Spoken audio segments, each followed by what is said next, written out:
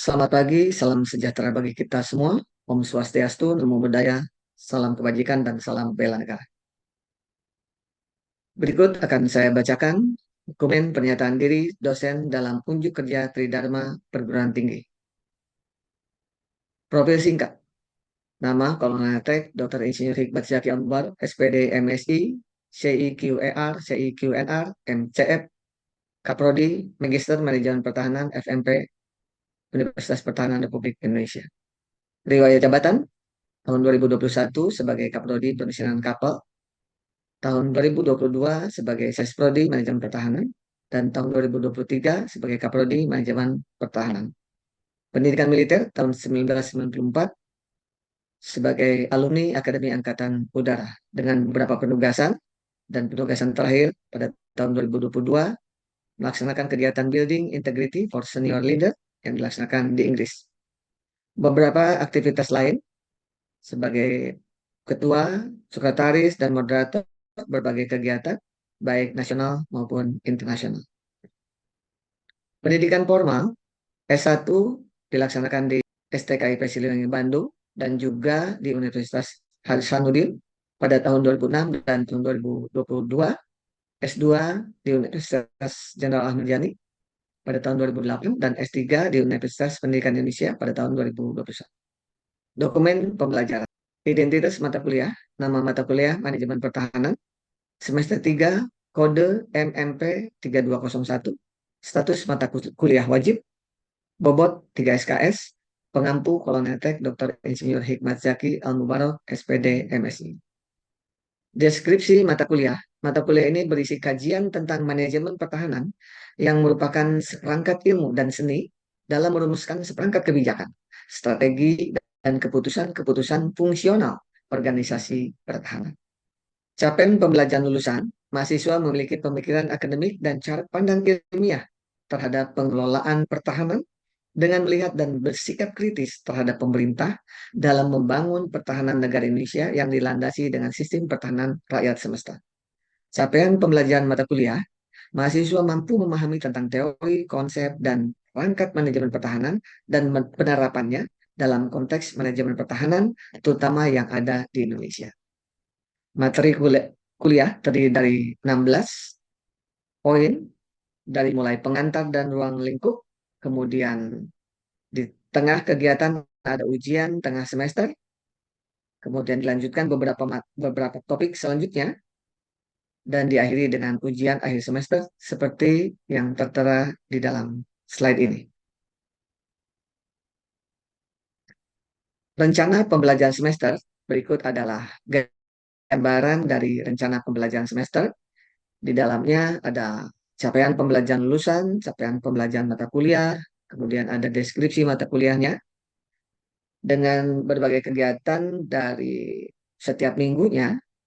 Di dalamnya ada kemampuan yang diharapkan, eh, per pertemuan, ada bahan kajian materi pembelajarannya, ada metode pembelajaran, waktu atau durasi kegiatannya, kemudian ada pengalaman belajarnya, bagaimana, ada indikator dan kriteria penilaiannya, serta bobot, dan juga ada referensinya. Terdiri dari beberapa minggu kegiatan, seperti tergambar di sini, dan minggu kedua, minggu ketiga, keempat, dan kelima, sama di dalamnya. Kemudian sampai dengan minggu ke-16, yaitu kegiatan ujian akhir semester.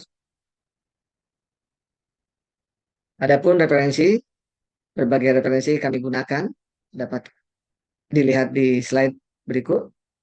Ada 16 referensi, dari mulai cara menumbuhkan pemimpin, 7 prinsip kunci pengembangan kepemimpinan, sampai dengan tentang ilmu pertahanan, kontrak belajar. Sesuai dengan peraturan tata kelola Universitas Pertahanan Republik Indonesia, kehadiran minimal 75%. Metode pembelajaran dengan ceramah, diskusi, kajian mandiri, dan penugasan. Aturan pembelajaran untuk daring dan juga luring. Pada saat daring, mahasiswa masuk tepat waktu ke pertemuan digital, mahasiswa menggunakan nama yang jelas, mahasiswa berpakaian rapih, aktif atau menonaktifkan mikrofon harus sesuai arahan, menggunakan kebijakan pembelajaran daring dengan penuh tanggung jawab. Pada saat kegiatan luring, mahasiswa masuk ke kelas tepat waktu, menggunakan pakaian rapi dan sopan sesuai dengan aturan Unhan RI. Mahasiswa boleh saling berdiskusi, tapi tidak boleh mengandung unsur syarat. Tugas dan penilaian terdiri dari 3 kegiatan, tugas individu, tugas kelompok, dan sistem penilaiannya. Tugas individu disampaikan kepada individu berupa resume, laporan, makalah, artikel, atau bentuk lainnya sesuai kesepakatan kelas. Tugas kelompok diberikan kepada kelompok terdiri dari beberapa individu. Tugas dapat berupa resume, laporan, makalah, artikel, atau bentuk lainnya sesuai kesepakatan kelas. Sistem penilaian yang dinilai adalah kesesuaian tema dan konten tugas, kejelasan isi penugasan metodologi, penugasan atau penggunaan bahasa dan tata tulis, serta ketepatan waktu. Sistem penilaian untuk kehadiran dinilai 10%, diskusi 10%, tugas 30%, dan ujian 50%. Interaksi mahasiswa dan dosen dapat dilaksanakan secara langsung antar dosen dan mahasiswa, atau interaksi tidak langsung bisa menggunakan berbagai kegiatan seperti WhatsApp dan media sosial lainnya. Kemudian diskusi di kelas dan juga bimbingan yang terstruktur. Selanjutnya saya akan sampaikan rekaman video pembelajaran sebagai berikut. Baik, bismillahirrahmanirrahim. Assalamualaikum warahmatullahi wabarakatuh. Selamat siang, salam sejahtera bagi kita semua. Om Swastiastu, Namo Buddhaya, salam kebajikan. Salam bela negara. Baik, kawan-kawan mahasiswa, kohort 15. Ini sudah hadir semua ya, ketua kelas? Sudah, oke. Ya, terima kasih atas kehadirannya. Kali ini kita dalam pertemuan pertama, saya akan mengajarkan tentang manajemen pertahanan. Namun sebelumnya akan saya share screen terlebih dahulu. Terima kasih, kawan-kawan semua. Hari ini saya akan mengajarkan tentang pengantar dan ruang lingkup manajemen pertahanan. Apa itu yang maksud dengan manajemen pertahanan, ruang lingkupnya seperti apa, kemudian fokus pembelajarannya bagaimana. Adapun ruang lingkupnya adalah terbagi menjadi 3. Yang pertama, definisi dan konsep manajemen pertahanan. Yang kedua, tentang ruang lingkup manajemen pertahanan dan postur pertahanan. Nah, baru saya ingin memperkenalkan tentang manajemen pertahanan. Jadi pertahanan itu diidentifikasikan sebagai barang publik yang diproduksi oleh pemerintahan demokratis atas nama rakyat.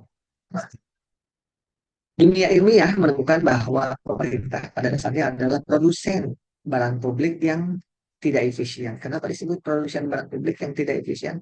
Karena selayaknya, seyogianya pemerintah itu harus mampu menciptakan atau menghasilkan segala sesuatu untuk kepentingan rakyat.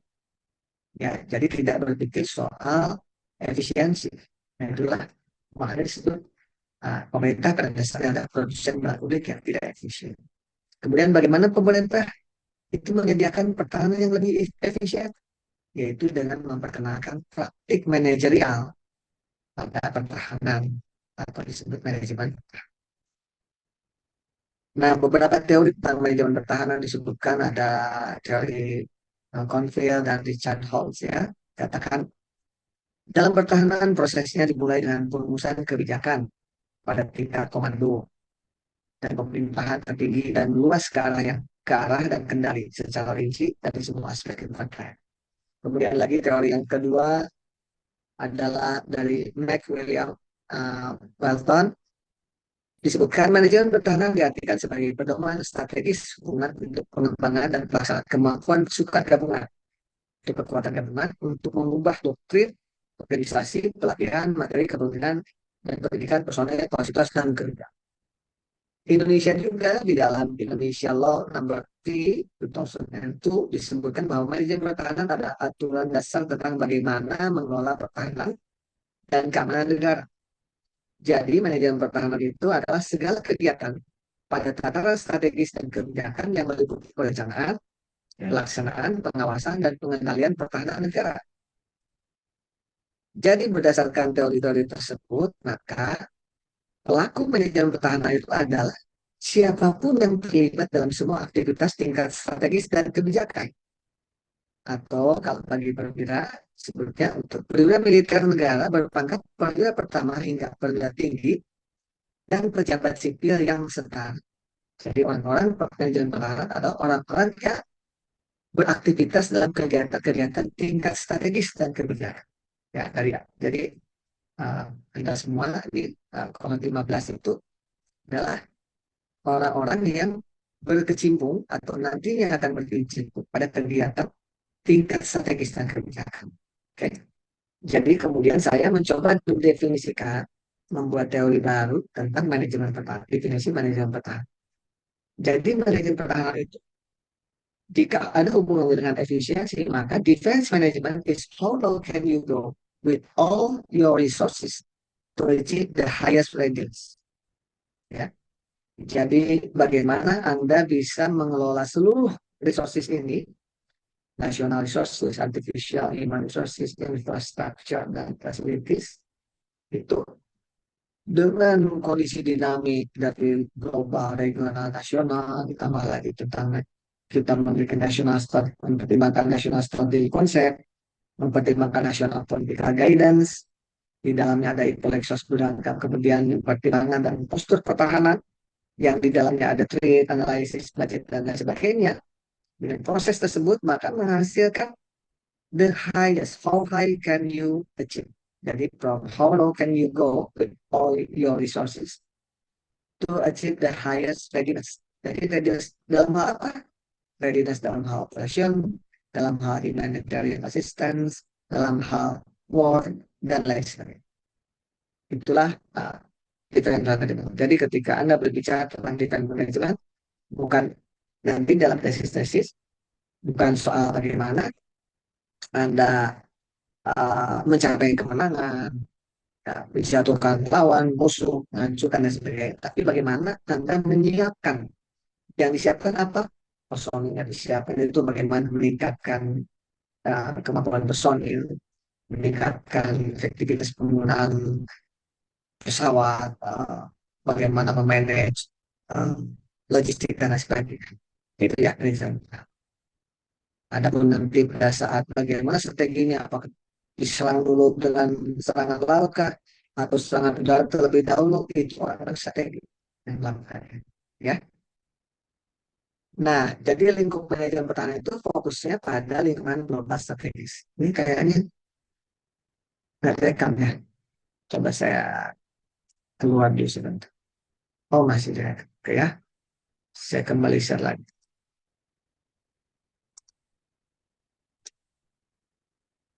Oke. Saya lanjutkan. Jadi terlihat ini layar kembali terlihat ya. Terlihat, Pak. Terlihat, Bapak. Oke. Jadi fokusnya itu pada lingkungan strategis global, analisis ancaman pertahanan, kebijakan pertahanan, hukum internasional, ekonomi, alokasi yang efisien dan efektif, serta penggunaan sumber daya pertahanan di lingkungan keamanan dunia yang kompleks dan ketidakpastian. Ada spektrumnya, yaitu operasi, spektrum pada personalitia, pada logistik, sarana prasarana, lead bank, pada akuisisi, pengelolaan keuangan, pengelolaan program, perencanaan, dan evaluasi program. Ya. Nah, dengan mempelajari manajemen pertahanan, diharapkan Anda itu nanti memiliki kompetensi dalam mengenali dan mengevaluasi penilaian risiko dan penentuan keputusan yang harus dilakukan di antara alternatif yang berkembang, baik di tingkat strategis maupun operasional organisasi pertahanan. Anda nanti harus mampu dengan jelas mendefinisikan dan mengevaluasi hubungan antara tujuan keamanan nasional, strategi pertahanan, alternatif atau kemampuan program, postur pertahanan ideal, dan kebutuhan sumber daya anggaran. Dan Anda harus mampu merencanakan serangkaian persyaratan pertahanan dan mampu berkontribusi pada pengembangan kapasitas militer dan pasukan pertahanan. Itulah kerjaan orang manajer pertahanan. Jadi job desk manajer pertahanan itu pertama mengikuti dan memahami perkembangan lingkungan strategis, mampu menganalisis ancaman, mampu menilai capability planning dalam hal penyusunan postur pertahanan negara, postur TNI, postur angkatan. Anda harus mampu melihat interoperability antar uh, angkatan tersebut. Kemudian Anda harus tahu tentang supply chain dan risk management. Anda harus tahu juga tentang bagaimana perencanaan kebutuhan, baik pengembangan, penggunaan, maupun pembinaan kekuatan pertahanan. Anda juga harus tahu tentang standarisasi atau military standar. Kemudian yang terpenting Anda harus mampu mengetahui penganggaran dan penganggaran. Kenapa? Karena pengajuan anggaran itu harus terukur dan masuk akal, ya. Itulah orang-orang pengajian pertahanan harus mampu sehingga akhirnya efisien atau holocaust dalam hal mencapai readiness atau how high can you achieve, ya. Nah, demikian pula dengan ancaman pertahanan, ya. Jadi kalau Anda tahu ancamannya, maka Anda akan tahu bagaimana membangun postur pertahanan. Nah, ancaman itu definisinya adalah suatu kondisi yang mengancam keamanan dan keberlangsungan negara. Atau ada juga yang menyampaikan ancaman adalah setiap usaha dan kegiatan baik dari dalam negeri maupun luar negeri yang dinilai membahayakan kedaulatan negara. Ada lagi pengertiannya, suatu usaha atau kegiatan yang dilakukan oleh individu atau kelompok tertentu yang berpotensi membahayakan keselamatan individu atau kelompok lain. Jadi ini coba diingat-ingat untuk slide berikutnya karena saya akan menyampaikan slide berikutnya sangat erat hubungannya dengan ini. Kemudian pengertian lain adalah ancaman itu setiap kegiatan atau usaha baik yang dilakukan di luar negeri atau dalam negeri yang dinilai bisa membahayakan kedaulatan negara maupun keutuhan wilayah. Dalam KBBI jika disebutkan ancaman itu adalah maksud atau niat atau rencana untuk melakukan sesuatu yang merugikan, menyulitkan, menyusahkan, mengganggu atau mencelakakan pihak lain. Ya. Nah, jadi menyusun postur pertahanan itu harus berdasarkan ancaman dan ancaman itu harus terukur tadi kan ya, harus benar-benar terlihat dan terukur ancaman itu apa. Kenapa? Karena if you cannot measure it, you cannot manage it. Jika kamu tidak mampu mengukurnya, ya kamu tidak akan mampu untuk memanagenya. Nah, hal apa saja sebagai yang dapat diukur di seluruh dunia itu hanya 6 ternyata. 6 itu apa saja? Yang pertama amount, ada indeks, ada percentage, ada ranking, ada rating, ada ratio. Ini hanya ini yang bisa seluruh dunia itu yang bisa diukur. Jadi kalau tidak mampu diukur dengan jumlahnya, tidak mampu diukur dari daftarnya, kumpulannya, tidak mampu diukur dari persentasinya, rankingnya, ratingnya, rasionya, maka tidak bisa dimanage. Anda tidak bisa mengajukan tesis. Kalau hal-hal yang Anda sampaikan tidak bisa diukur, jadi harus terukur. Ya, ya. Jadi defense posture itu berdasarkan apa? Jadi defense posture itu jangan berdasarkan like or dislike. Wah, gue suka nih pesawatnya, wah mancung kayak gini nih, keren tuh, sayapnya lebar. Bukan, bangun postur pertahanan tidak berdasarkan like or dislike. Bukan pula berdasarkan kemampuan yang diharapkan. Wih, gila nih pesawatnya bisa muter di atas 3 kali, nggak jatuh-jatuh, mati mesinnya dimatiin, tapi masih mampu masih tetap terbang. Bukan soal itu kalau menyusun postur pertahanan. Jadi menyusun postur pertahanan itu harus based on threat, harus berdasarkan ancaman. Ingat tadi tujuan dibangun pagar rumah itu untuk apa? Gitu. Jadi sama untuk postur pertahanan itu juga harus based on threat. Ya, jadi ancaman itu harus mampu dianalisis, dihitung dengan baik.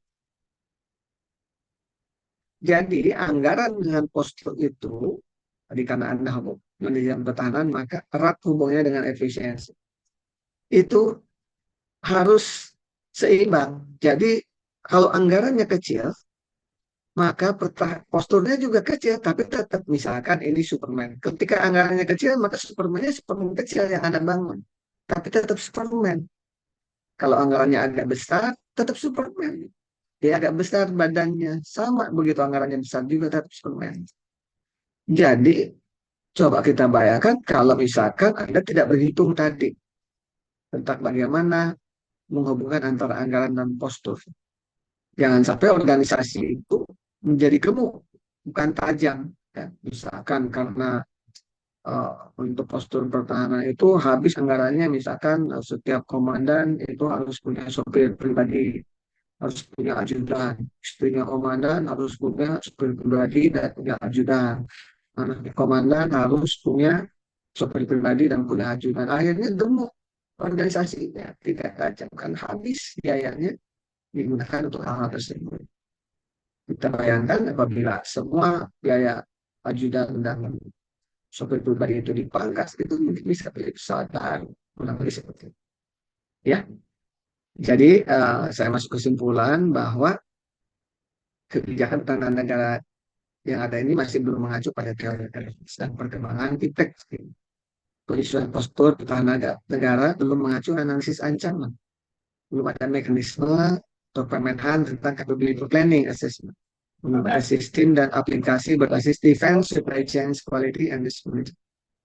Belum ada mekanisme atau perpan TNI tentang interoperability assessment dan sebagainya. Kemudian rekomendasinya tentu perlu adanya lembaga bertugas untuk melaksanakan threat analysis dan capability planning. Perlu laboratorium pertahanan. Ya, kita laboratorium pertahanan sudah ada, yaitu kita laboratorium pertahanan. Itu yang menyediakan kebutuhan data analisis ancaman dan data-data lainnya, kait pertahanan yang dapat siap sedia serta dapat digunakan perlunya sosialisasi menyeluruh kepada masyarakat tentang pertahanan militer dan sistem kemerata. Perlunya peraturan pemerintah terkait tata kelola wilayah yang mengarah pada sistem kemerata. Perlunya adanya perjanjian kesamaan dengan rangkaian sinergitas dari pemerintah, lembaga pendidikan, dan dunia industri pertahanan. Perlu perhatian khusus terkait SDM dan perlu adanya aplikasi pengukur kinerja. Ya. Jadi pemberian penghargaan itu tidak harus berbentuk jabatan. Jadi penghargaan tidak berbentuk jabatan itu artinya ketika orang jago sepak bola, tidak harus dia jadi PNS di satu bank. Pasti tahulah ada beberapa pemain sepak bola yang hebat yang dia akan jadi PNS di satu bank. Nah, pemberian penghargaan tidak seperti itu. Seharusnya ya dia mungkin menjadikan pelatih sepak bola dan kemudian bayarlah yang tinggi, berikan penghargaan yang setinggi. Tapi jangan mempertaruhkan jabatan posisi misalkan di bank, ya sebagai analis, ya sebagai apa, yang dilakukan bukan pada ahlinya. Ya. Oke, ada pertanyaan sejauh ini, silakan. Izin, Bapak, untuk berdiskusi Silakan. terkait postur pertahanan, Pak. Sama Pak Budi Raharjo ya. Ya, terkait postur pertahanan, postur pertahanan negara saat ini memiliki beberapa ancaman yang nyata. Beberapa di antaranya berasal dari perang Rusia dan Ukraina yang terus berlarut-larut. Nah, Ukraina dan Rusia ini akan mengerahkan sumber dayanya untuk perang ini. Akibatnya, suku cadang, jasa perawatan dan pemeliharaan untuk negara-negara pengguna alutsistanya akan menjadi terbengkalai. Nah, Indonesia yang paling terkena dampak adalah persenjataan dan suku cadang Sukhoi, kemudian amunisi kaliber besar dan rudal sehingga pesawat kita bisa menjadi tidak beroperasi. Nah, pertanyaan saya, strategi apa yang dapat kita lakukan untuk dapat menjaga dan mempertahankan postur pertahanan dari ancaman tersebut? Terima kasih. Oke, baik. Itulah memang tadi pertama saya harus menyampaikan dulu terlebih dahulu bahwa kemampuan orang manajemen pertahanan itu mampu melihat dinamika lingkungan strategis. Oke. Nah, dinamika lingkungan strategis itu Anda setelah melihat dinamika lingkungan strategis, maka harus mampu menganalisis ancamannya dari dinamika lingkungan strategis. Tadi Anda sudah menyampaikan tentang perang Rusia Ukraina dan di mana di sana ada suku cadang, ya suku cadang terutama dari Rusia tentang persenjataan Indonesia, Sukhoi, yang juga ada tadi yang senjata kaliber besar ya. Nah, kemampuan ini adalah kemampuan orang manajemen pertahanan. Oke. Nah, bagaimana strateginya? Di dalam manajemen itu ada strategi, tapi dalam strategi tidak ada manajemen. Nanti itu penjelasannya akan lebih saya rinci kalau ada waktunya. Orang manajemen itu harus mampu melihat juga strategi. Nah, strategi di manajemen pertahanan adalah pada supply chain management. Ya, kemampuan Anda dalam pengetahuan supply chain management itulah yang nanti sangat menentukan. Orang supply chain management, maka dia akan memikirkan bagaimana industri pertahanan bagaimana mengembangkan industri pertahanan. Orang manajemen pertahanan juga punya ilmu yang maksud dengan diplomasi pertahanan. Oke, kemampuan diplomasi pertahanan yang tadi saya jelaskan di slide tentang golok tadi, dalam melihat orang lain mungkin melihat ancaman, tapi kita bisa melihat itu sebagai potensi untuk menjaga kita. Nah, kemampuan diplomasi pertahanan, kemampuan supply chain pertahanan tersebut memang harus diasah. Namun, apabila pertanyaannya tadi yang saya sampaikan, bagaimana sih sekarang kalau sudah terlanjur terjadi yang seharusnya kan tadi dipikirkan di belakang ya. Bagaimana supply chain Anda harus sudah memikirkan itu. Dari sekarang memang untuk beberapa puluh tahun ke depan Anda harus sudah memikirkan supply chain. Bagaimana diplomasinya pertahanan juga. Karena Anda harus melihat tetangga kiri kanannya. Tetangga belum tentu orang yang tadi mengasah. Saya mundur sedikit menjawabnya. Belum tentu orang yang mengasah golok di depan rumah itu Anda harus langsung Anda definisikan sebagai ancaman. Bisa jadi itu menjadi pelindung kalau kemampuan diplomasi pertahanan Anda jago. Kalau Anda mampu dalam hal diplomasi pertahanan, Anda mungkin bisa langsung datang ke rumah sebelah. Bapak hebat goloknya keren Bapak. Ini bagus nih.